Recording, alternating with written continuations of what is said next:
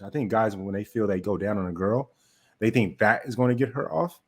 When that there's so many different parts of the vulva. I mean, we can talk about the U spot, the P spot, the G spot, the urethra, the cervix. I mean, I can go so deep into it. My girlfriend has said many times, she's like, dude, you know too much about my body parts. It's probably not a bad thing. Good for No, her. not a bad thing at all. She just get, sometimes she's like, dude, how do you learn this shit? Like, how did you practice? But I'm like, hey, don't worry about all that. You're all using But the technical term as you're talking dirty to her.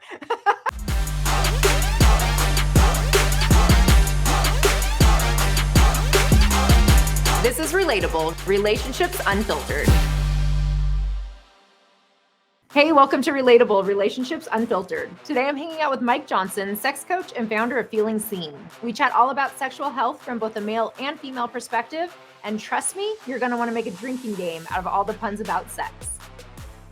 All right, let's talk about sex, baby. That's what we're here for. I appreciate you coming to hang out. Baby. I love talking about sex, so let's do it. Yes. Thank you so much for having me. Yeah, for sure. So we got connected through Clayton, friend of both of ours, and he had told me about you. He and I were chatting one day, and he was talking about just how much respect he has for the work that you're doing around men's sexual health. Can you just tell us a little bit about that, even before we get in, kind of like how you got into that and what you're currently doing? I appreciate that from you and from Clayton. Clayton is he's an awesome guy, awesome bachelor on TV and off TV. And so shout out to him. I am a certified sex coach. I'm in school and I will be a board certified sexologist in December. And so I'm still in that process right now. A big part of the reason I wanted to chat with you today is even around the stigma around like men's mental health, but even further than that, men's sexual health.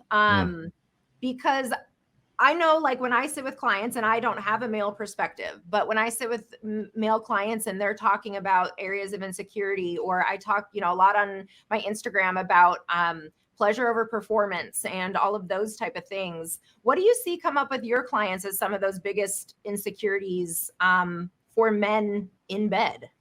I love that you said that and that's another reason why I'm so proud to do what I do as a male, as a Black male, because men in general, we are conditioned, our programming, shall I say, in the Western world is just, I'm going to say a military term, shut up and color, right? Or just be quiet, deal with it, and go about your life. And one of my, since I do what I do, a lot of my friends just get free. They just ping me all day when we go out, asking me all a million questions. I say, schedule an appointment. But one of my friends, I'll say this because it happened today actually. He was talking to a lady this past week, and he was opening up to her, being vulnerable. And she said, "Why are you such a crybaby?" And it's these small things. And he wasn't, I'm not going to say what took place, but he wasn't, I would consider not crybaby. And this is my friend, so I could come at him a bit harder. Sure. He wasn't being a crybaby, but it's this thing that's within us. Like, I don't want to come up to a gender specifically, but in this case, it was a woman that when she hears a man speaking his truth, in her mind, it turns into, what is he being such a bitch about? Right. And I don't know why people know this, but they don't let it seep deep into their pores that men and women both have masculine and feminine traits. Yeah. And so I don't understand why that's such an issue. But the funny part is that the women would like a male, if they are heterosexual, they would like a male that possesses some feminine traits, one being attentive listening. Right. And so that's something that comes up a lot, is that when I help these men, they always say, they go back out into the world and they're like, well, Mike, this doesn't, the women don't see it this way. I can't talk about these things. Outside of that, a lot of guys, and I have one of my good friends, she's a photographer. She specializes in bourgeois photography. And she's always said that male clients are the scaredest. And from what I do, know that to be true. So many male clients are they have body dysmorphia. They are ashamed of their body, the way that it looks. We see it plastered everywhere that women have it as well. But a big thing, and I mentioned that I was Black early, and I'll obviously, but I'll point to it in the Black culture or in just disenfranchised culture or people. We talk a lot about representation matters, right? Representation when it comes to, and this is why I started my platform again, representation matters so much. When we see women talking about their body issues, I am so proud that they are strong and courageous. But at the same time, we need to see men doing this as well. Because once men do it, these little boys growing up are like, oh, wow, I'm not like the only male ever to feel a certain type of way about my body. Right.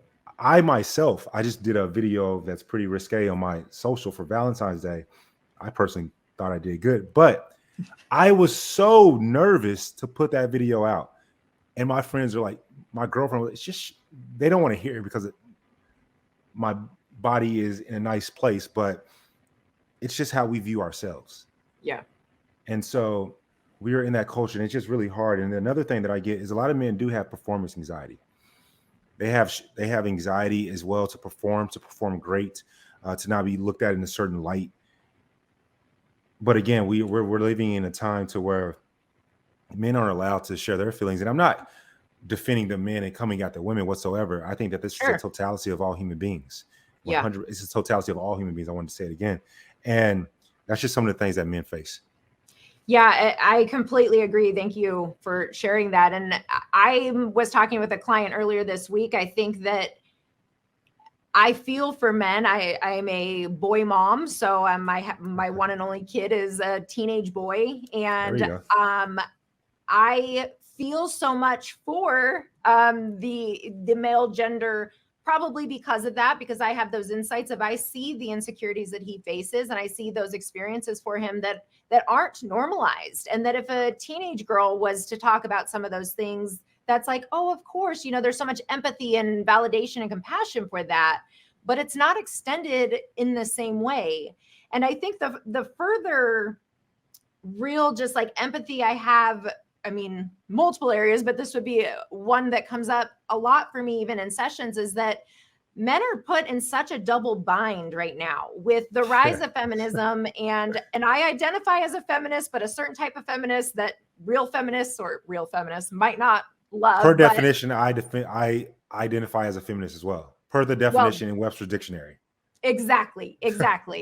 And the extremes that we are putting on men of like, okay, don't be a bitch, but then also don't be an asshole. Okay, now you're being assertive, so now you're a dick. But then if you are more passive, now you're, we could go on with all of these terms. You're not listening to me. You're, right. So many different things. And that's such an impossible place because I know. So, and why I say like the very feminist maybe wouldn't agree with this because I like a dominant man. And I like an assertive man, and I like a dominant man in bed, and I like all of that. That I don't want my man to be like, I don't want to tell him what to do. Like I don't want a passive man, but that doesn't mean he can't still be an active listener, and that his feminine traits still aren't wanted, and that his empathy and his emotions and all of those things aren't a beautiful thing. And I think that what we're doing right now is we are coming to just we're putting men in these positions of like this box or this box, and we're not allowing them to have this gray area.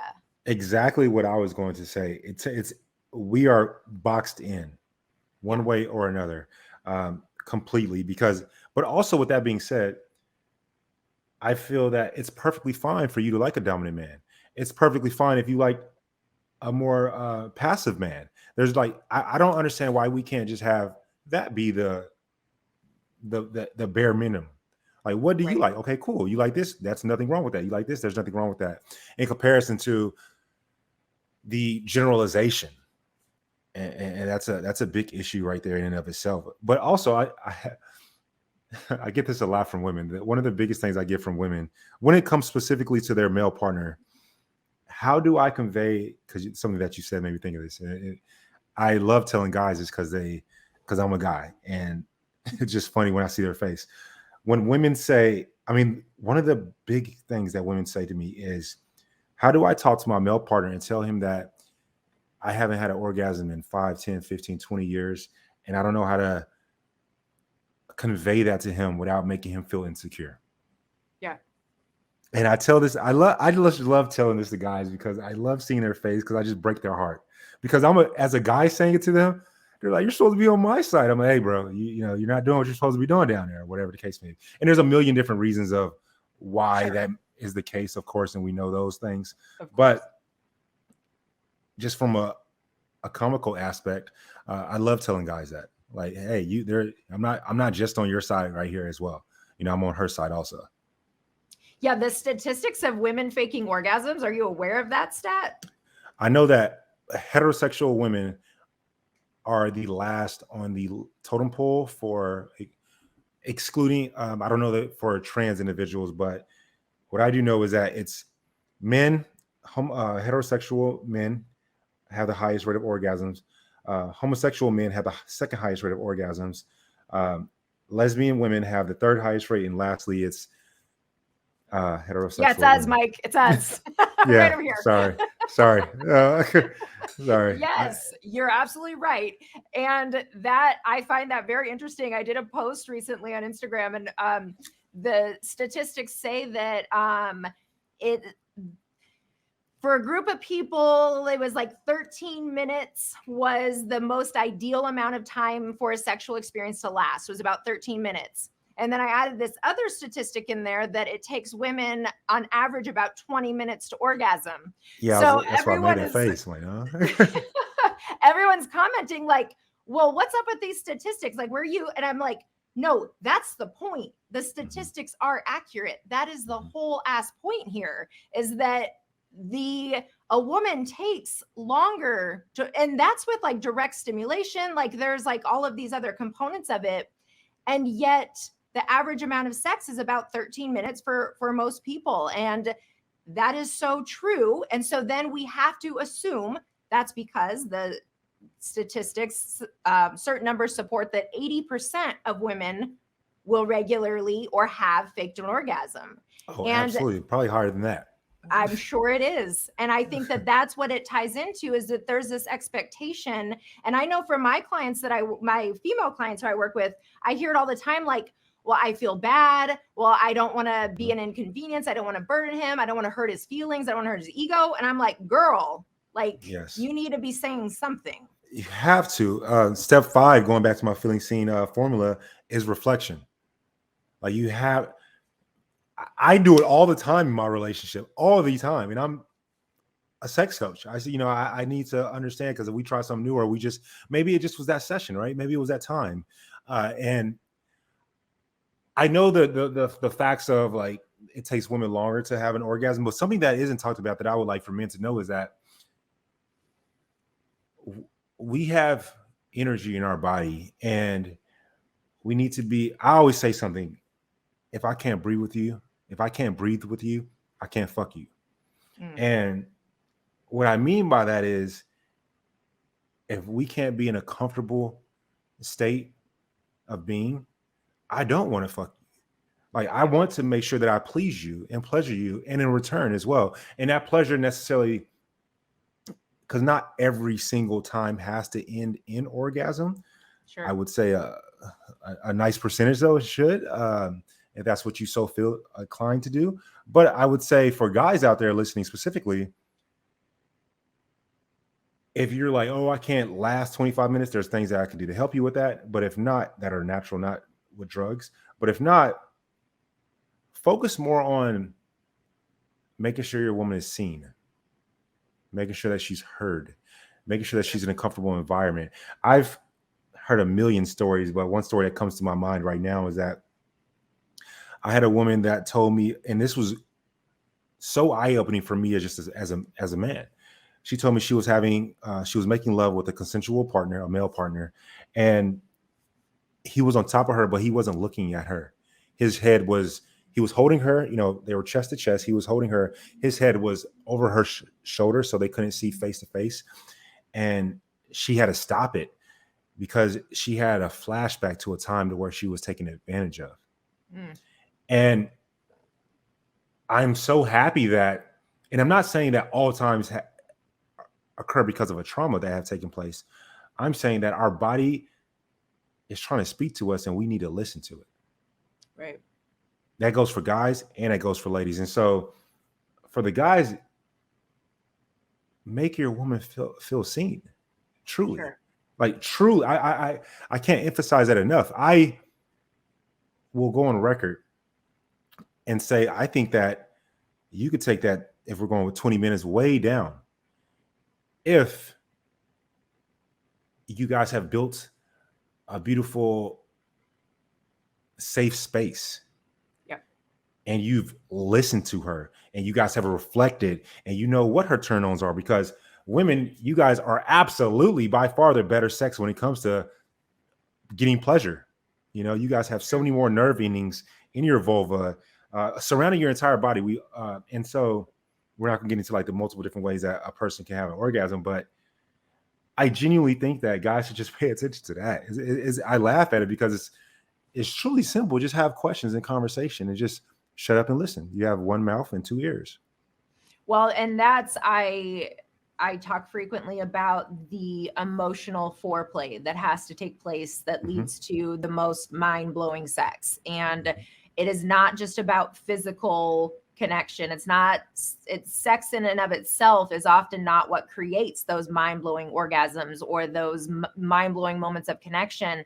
But when you have engaged in all the different types of foreplay throughout the day, throughout the week, when you have engaged in emotional intimacy and you feel connected, and not just parts to parts, but heart to heart, you know, like that there is like truly. You should coin that. I know. As I'm saying that, I'm like, oh shit, that's a post. That was a good one. That was a good one. But that's truly it, is that emotional connection is so underrated, so underestimated, of the power of that. And I agree that 20 minutes can be brought way down. It can. If you know how to turn her on, you know how to arouse, you know how to create that desire, him, her, you know, whatever the case, it can be brought down. But something I want to talk about, which is going to get a little deeper, pun intended, I guess. A lot of the conversation around like when we're talking about performance, and we're also talking about, again, hetero female orgasm. What, in your experience, when you work with your clients, talk to your friends, the expectation around a woman orgasming during penetration? Do you feel like that's the expectation? That's the norm? Like, I want to hear your perspective on that. From how guys, or what they're asking me in terms of that? Well, so from your experience, do most men assume that the woman will orgasm through penetration? So even when we're talking about those numbers, the 13 and the 20 and all of this, I guess my mind doesn't go straight to like, where my mind doesn't go to at all. Like, that's happening through penetration. It's like, that's happening through however she gets off. That's happening whether Correct. It's through oral, hand stimulation, like vibrator, whatever that is. But I guess my question is, it's something I've talked with some friends with recently, like, is the assumption from men that the woman will orgasm during penetration? I can't say that that's what I received from my clients. If males think that, we need to reevaluate. We need to go back to education, step one. Seriously, because that's. Can you elaborate on that, please? That's just so not true. I mean, okay. Making out, lips. Our biggest organ is our skin. There's the touch. Like, there's so many things that we could do. Nipple play is beautiful, and just tingling and caressing and teasing and listening and not being men that I think all men should go down there, lady. If she so desires it. I'm putting my right hand up. Just, I don't know. It just was natural. I'll like, go ahead and men should do that for you. But like, seriously, guys. But I think that guys think that when they go down, I will say this to answer your question. I think guys, when they feel they go down on a girl, they think that is going to get her off. When there's so many different parts of the vulva. I mean, we can talk about the U spot, the P spot, the G spot, the urethra, the cervix. I mean, I can go so deep into it. My girlfriend has said many times, she's like, dude, you know too much about my body parts. Probably not a bad thing. Good for her. No, not a bad thing at all. She just get, sometimes she's like, dude, how do you learn this shit? Like, how did you practice? But I'm like, hey, don't worry about all that. You're all using the technical term as you're talking dirty to her. No, well, you know what I'm touching right now, baby. Yeah, I do like to play with her sometimes. Like, hey, you know what this is right here? No, just shut up and do it, okay? Like, this is your mom's pubis, for example. She's like, I don't care, just do it. That's so funny. So for guys, I think that guys, sadly, if I were, and I don't, but if I were to speak for all the mankind, I would say that guys do care to make a woman have an orgasm, but they don't care equally to get theirs. If that makes sense. Like, guys would want to get their girl off. Sure. I feel guys are like, dude, that's too damn hard, man. I don't think they ever want to say that. I think if they felt that it was a push of a button, of course they'll press it for you. Sure. But I feel that since it's so in our culture, I can go deep into this, but I'll be extremely succinct and quick. I think a part of the issue is porn. As guys, we watch porn. We think that we watch porn for education. It's just strictly entertainment, not your education. And they see guys just poking. My friend Jess, she talks about that we have this poking pandemic, which I agree with, and instead of like humping or making love. Mm-hmm. And I feel that guys don't know how to actually have sex. I don't care how fucked up it sounds. I think that guys don't know how to have sex. And so therefore they are like, well, look, man, I tried, or I even lasted 20 minutes. I even lasted 25 minutes. That's why I kind of personally stay away from like facts like that now. I'm deleting all those on my social just because it can be misleading. Yeah. Misleading. And you know what I mean when I say that. And like facts are facts, but a guy may be like, I really want to do this for my girl. I was inside of her for 25 minutes and she still didn't get off. I don't want guys to have that thought either. Right. And so I think that's it. Guys are like, I'm doing everything that you're saying and it's not working. And I'm like, well, very simple. Have you started with discovery? The communication is the second step. We have consent as the third step. Engaging is the fourth step. And then we need that fifth step of reflection. And so I just don't feel that it's being done. But then also, if we're talking about strictly hetero, to defend guys, I feel that a lot of guys right now would say, well, Mike, I'm not a mind reader. Yeah. And I would agree with him on that. I would 100% agree with him that. All I would say is, are you ensuring that it's a safe space? And then secondly, maybe she don't know what the hell to tell you because maybe she doesn't know her own self. Right. And so I always say to my lady clients, I say it to guys too, but strictly specific, more so for my lady clients to meditate before you masturbate. And the reason I say that is so that you can get in tune and you can be present into yourself. And so that you can tell your guy counterpart what you like, what you don't like. Hey, I know that I have 8,000 plus, almost maybe 10,000 plus nerve endings in my clitoris, but I prefer when you're on my nipples. So when she knows how to get herself off, she's able to better assist the guy.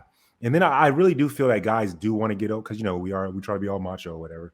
I think a guy does want to do what I call the, when you do the dance afterwards, when you get your girl off or whatever the case may be.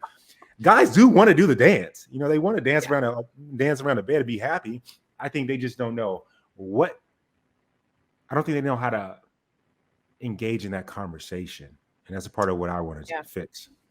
Yeah. And so yes, I agree. And for women listening, that is also something I work like with my clients, and that discovery piece is also that self-discovery of your body. And I talk about that a lot in terms of like, if you don't know what arouses you and gets you off, how is he supposed to know? Like and so spending time in self-exploration, spending time in masturbation, really understanding what it is you like and what it is you don't like.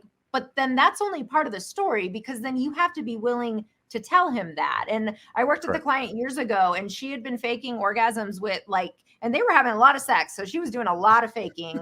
And she was like, I just don't know how to tell him. And so literally, I mean, we had to work through that because her codependency. So this was a whole other aspect of things going on for her, being a people pleaser and a perfectionist and all of these things. So she didn't want to feel like she was defective. She didn't want to make him feel defective. And so she would rather miss out on pleasure because of that. And so like that is, first you have to understand what it is you need, but then you have to be willing to tell him, because quite frankly, both of you benefit when both of you are pleased. Right-handed guys preach so seriously about that. I find that our language is also not conducive for this conversation. And what I mean by that is when you look up certain words in the English literature, in the English language, they almost, like for example, the word feminine, right? It talks about denoting to women or girls. Well, what the hell does that really mean? Mm-hmm. And what is a woman? What is a girl? And so are we saying be like that? But what is like that? And then what do we go to? We go to media. Women are all they see all day. All they're hearing is guys suck in bed, girls fake it, to get it over for the guy. And then I'll just take care of myself when I get home. That's literally how women and men are both hearing it. Yeah. And so guys are just like, well, shit, I'll get off myself. I know how to do that. Sure. If I'm being honest, guys, you haven't even touched the tip of the iceberg of the amazing pleasure that you can feel if you know what the hell you're doing. How did they find out how to do it? So when you say they don't know what they're doing and they don't know how to all of those things, where does one even start with that? Because like the discovery or the self-reflection, yes, that's important for a lot of reasons, but somebody doesn't know what they don't know. So how do they find out? I would say step one is for men, is to go to my website. Honestly, there's literally a discovery. That's the very first thing. It's 66 questions. It's a discovery of yes, no, maybe so. I've made it so easy. You don't even have to know what to ask. You just print the thing off and just ask those questions. Quite literally. To ask your partner? To ask your partner and to ask yourself. Okay. And so, I mean, it's right there. It's free. I'm not trying to get paid because we have a pandemic, people not loving each other. People, I just posted yesterday that dating is like Uber, love is rumor. And so I'm trying to combat that. So all the information I'm giving is completely free, but that would be one way to start. And then of course, before you just go and ask your partner, because I hate when people say communicate, because what the hell does communicate mean? I could roll my eyes at you. I'm technically communicating with you. Sure. It's terrible. It's not effective, but I'm communicating with you. And so before I get into how to communicate, just literally print the thing off and I'm telling you exactly what to say. Okay. And people can get it from many other places as well. And then of course, I would be remiss if I didn't say, ask your partner. But learn if any of these guys have ever been in sales positions, use some of that sales technique, not to be sleazy, but ask open-ended questions. Don't ask yes, no questions. I mean, things that we literally know already. Right. I'm so baffled, and that's why my body language is coming like this, because it's very simple. It's needed to be known. And don't ask, oh, here's a perfect example of what not to do. Guy and girl, they get done having sex. How was that? What is the woman going to say? Say it was good, of course. Yeah, what else she'll say it was good. Yeah, she'll say it was good. Like, because she's conditioned, as you have said, and I love that. We're very compliant. She's conditioned, to be compliant, because guess what? When you look at the word feminine, if you tell if a guy's like, I want you to be more feminine, right? Which I would not say that to someone, but if a woman is looking that up, she's like, okay, how do I be a woman? That to be compliant. And again, I don't like that. That's why I was saying earlier, I feel that some of our language in and of itself is rooted in messing and fucking us up. Mm-hmm. And so I'm really passionate about that. I'm passionate about what I do. And so I would say, instead of saying, how was it? Say something like this. This is just literally free. I love going down on you. But I felt like I wasn't sure exactly what I was doing. I think I might've been a little bit too hard on your clit, because I heard this dude named Mike, and he said, like, it's really sensitive. How would you like me to do it? With pressure? What about speed? You're literally navigating the conversation so that therefore you're making it safe for her to open up and answer the question. And now you're also allowing her to think like, oh, let me give him some information on how he can do this better next time.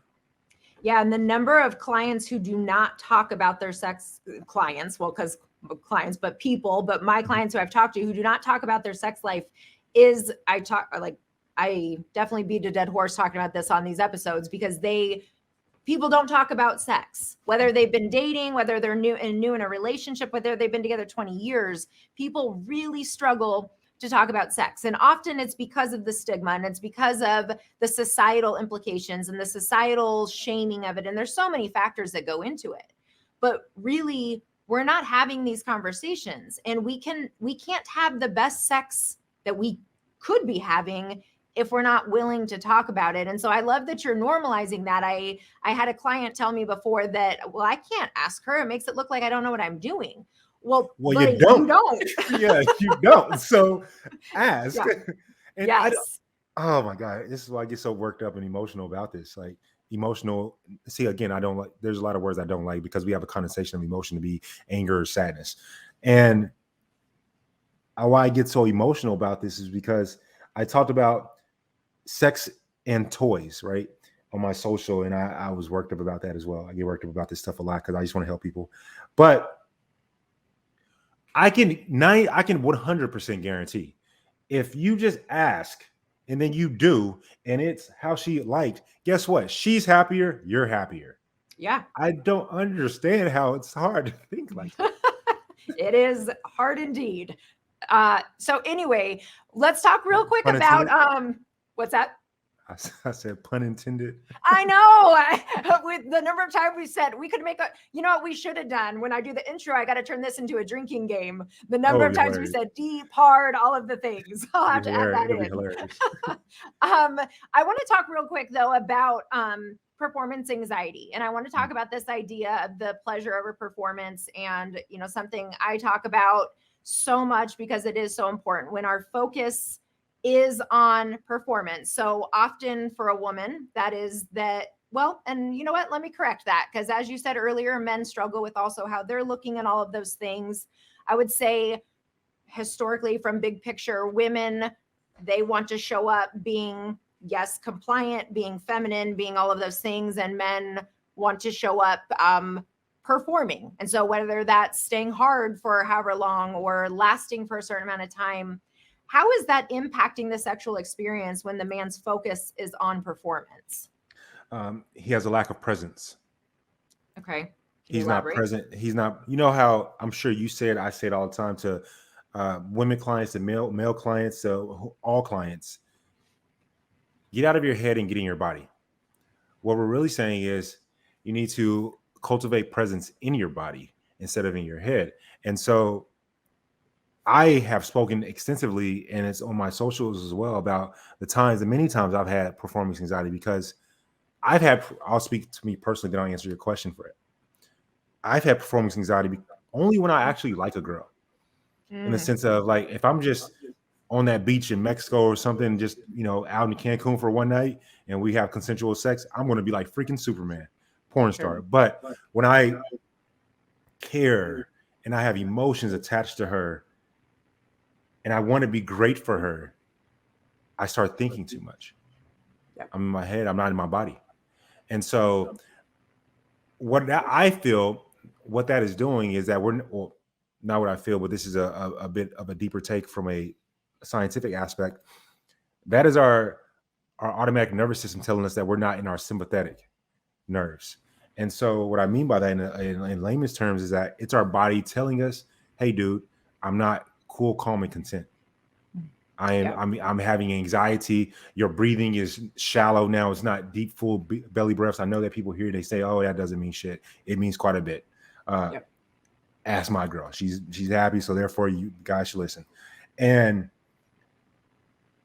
so I feel that performance anxiety for male and women is literally that beautiful thing within us all that's saying, hey, let's slow down right quick. Something's going on.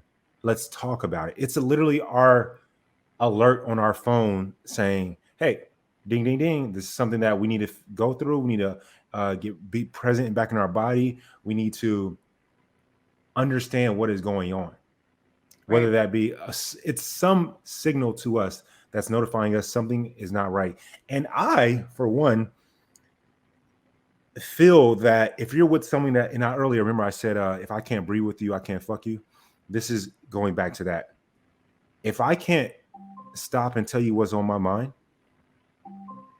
then we don't need to be fucking, male or woman. Just honestly, literally, like there's been times where I've had sex and I've laughed.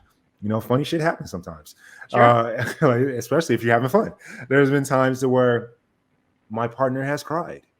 You know, and I'm not saying that because I haven't cried. And I've cried, just not during sex. I'm not trying to be, macho. Right? No. I get what you mean.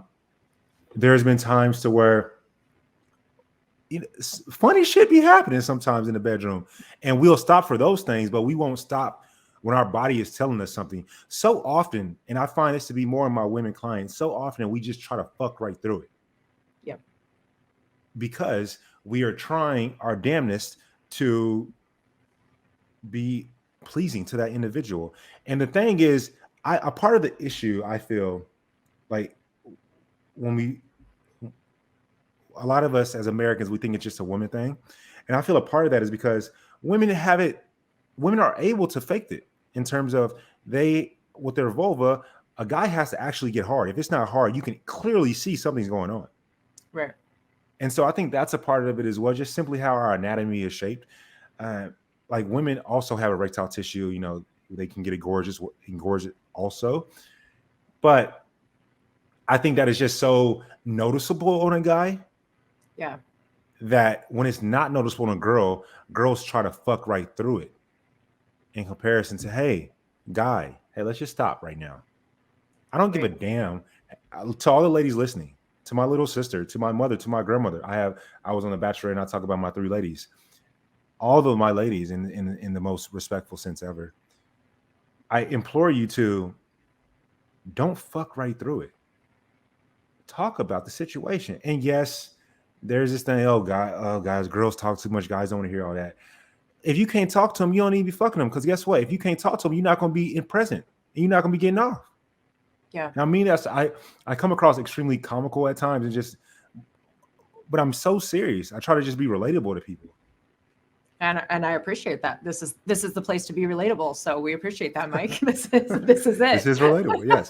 I agree with all of that. I would say that definitely, and you are saying it, the communication piece and the connection piece. So being able to talk through that. So whether in the moment or before, I have seen personally, professionally, with my clients, with friends, that when you can have these conversations, that makes the biggest difference. And I would say even for men listening who maybe struggle with, men or women, I mean, all genders do struggle with performance anxiety, but since we're talking specifically about men's sexual health, if that is something that you are running into, having those conversations before sex, talking about your insecurities, being open and honest about that, giving her space to be able to reassure and to give you the affirmation that you're looking for, can be a complete game changer, in that moment. And so if there's one takeaway that I'm giving, it's talk about sex